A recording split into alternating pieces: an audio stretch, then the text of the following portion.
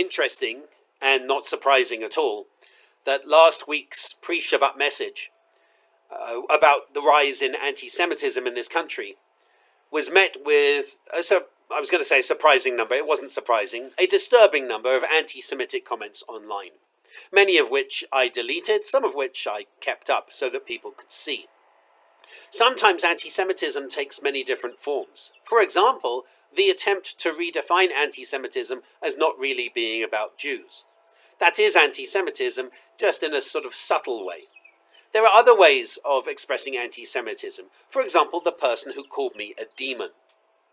And this shows I deleted that comment, as well as many others. And that just shows my point, which is the rise in anti-Semitism in this country and in the world has reached absolutely disturbing levels.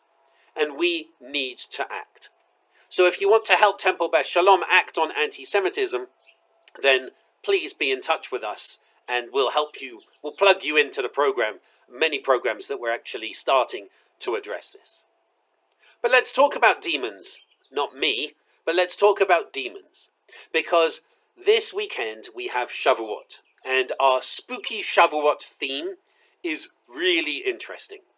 And we're going to be looking at demons and ghosts, not so much ghosts, a little bit. Dibbooks, we're going to be looking at many things, because Shavuot is the festival where we reenact Revelation.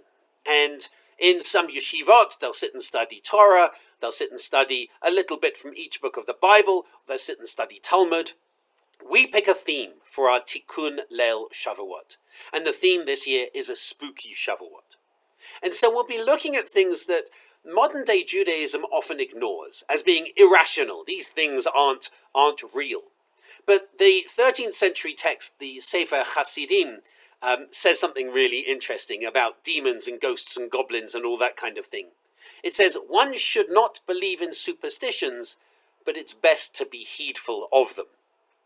And I really like that, because it shows that Judaism isn't always rational. Sometimes there are superstitions and amulets and warding spells and so on. Even though Aleinu, the prayer Aleinu near the end of our service, talks about a time when superstition will at last be cut off.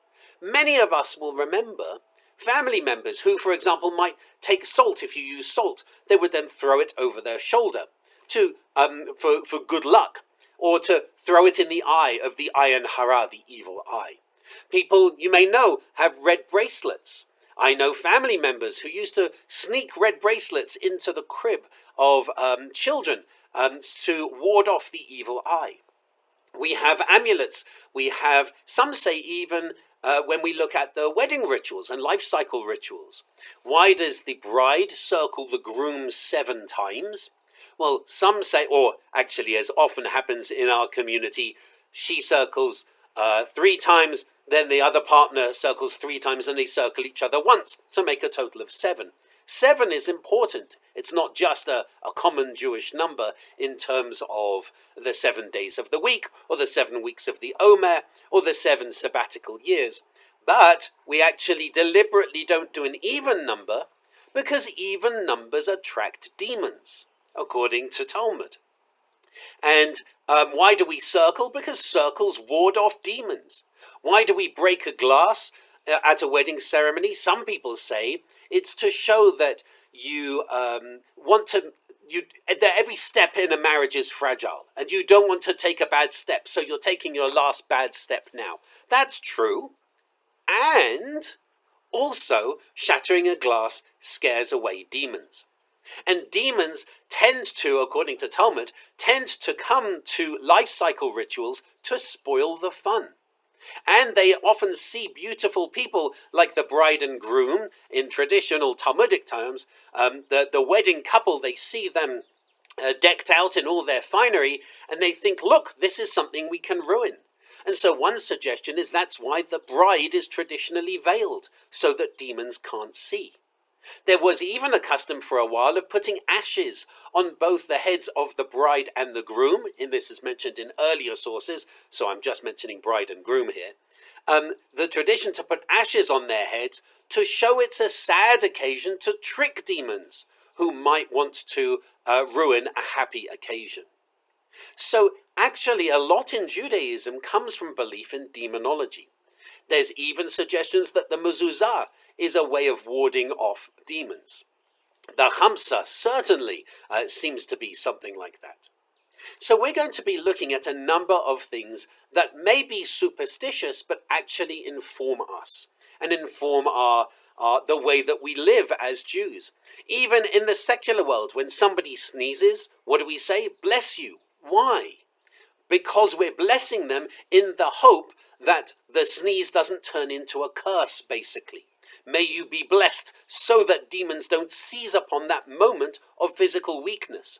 Or it was said, in fact, in a lot of early rabbinic sources, that if a baby in a crib sneezes, it's Lilith, the female demon, who's trying to seize control of that baby at that time, so you need to be extra vigilant. So this Sunday we have our Tikkun Leil Shavuot.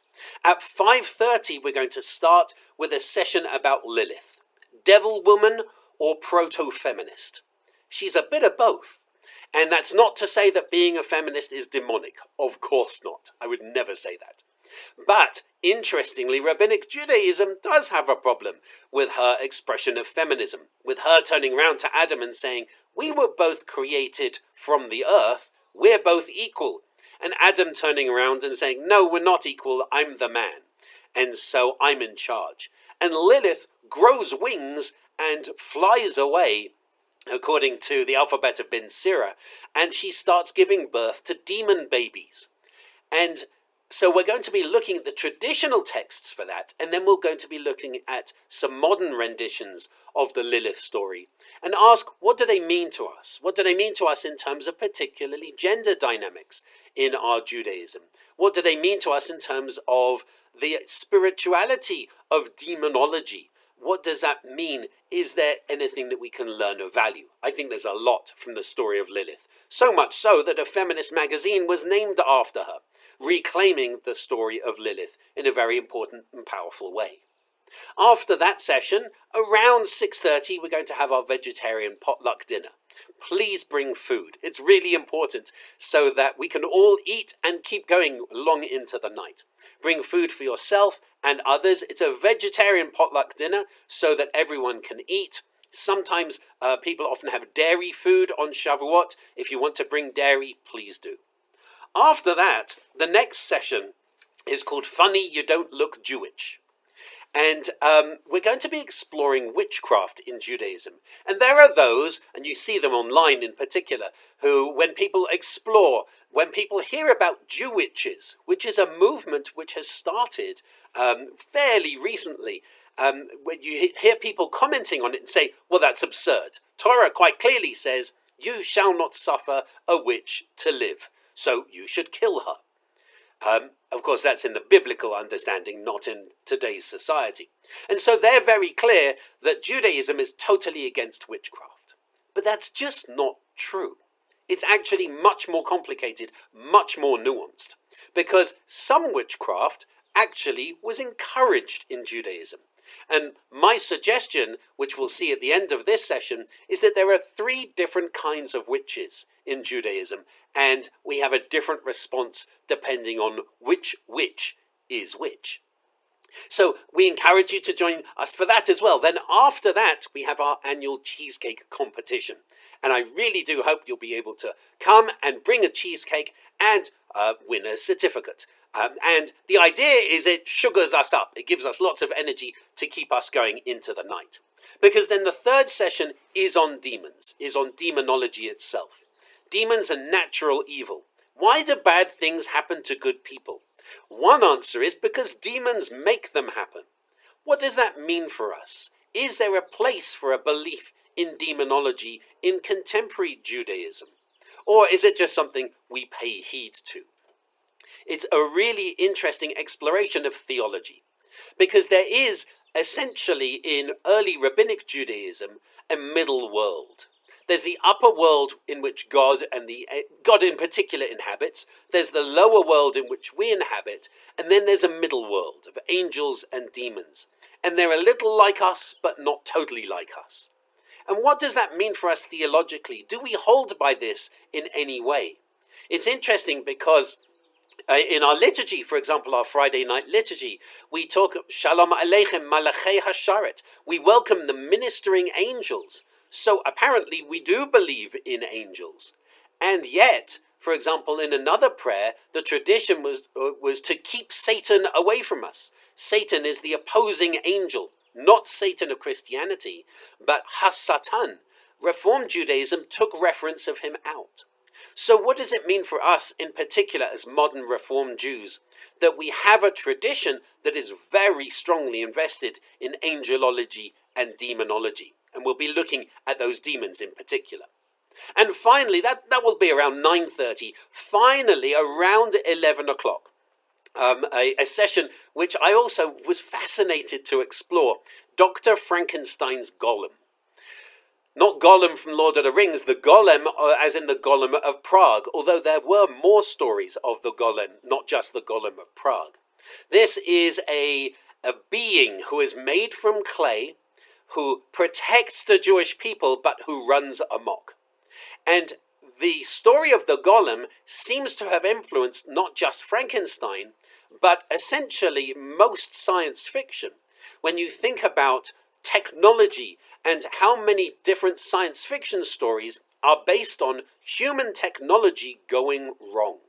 For example, 2001, or Blade Runner, or The Matrix, or even the Sorcerer's Apprentice story, which comes from the 1700s. So we're going to be looking at this, and in particular our relationship to technology and how it's expressed, as well as our relationship to violence and how that is expressed.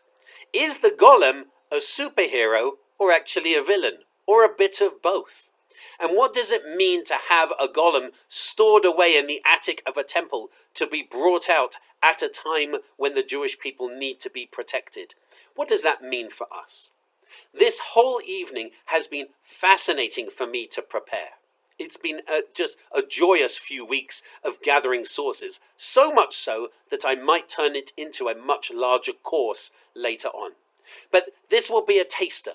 So I encourage you, of course, join us this evening for Kabbalat Shabbat. Lee Zlotoff, the creator of MacGyver, of the TV show MacGyver, local environmentalist, will be giving the sermon and will be answering a Q&A after the service. Join us for our Shabbat Shacharit service. Before that, we have Torah study, where we'll be looking at the development of Shavuot throughout the ages. But in particular, please also join us for our Tikkun Leil Shavuot. It's going to be a wonderful evening, starting Sunday, 5:30, with Lilith, Devil Woman, and Proud of It. Then the veggie potluck dinner. About 7 o'clock, an exploration of Jewish witchcraft. About 9 o'clock, the cheesecake competition. About 9:30, an exploration of demons and natural evil, and just asking ourselves, why do bad things happen to good people? And then finally, probably around 11 o'clock, going long into the evening, we'll be looking at the Golem, and what does the Golem mean for us? We have some wonderful things ahead of us this weekend. I wish you Shabbat Shalom, and I hope to see you in services, at Torah study, and at our Tikkun Leil.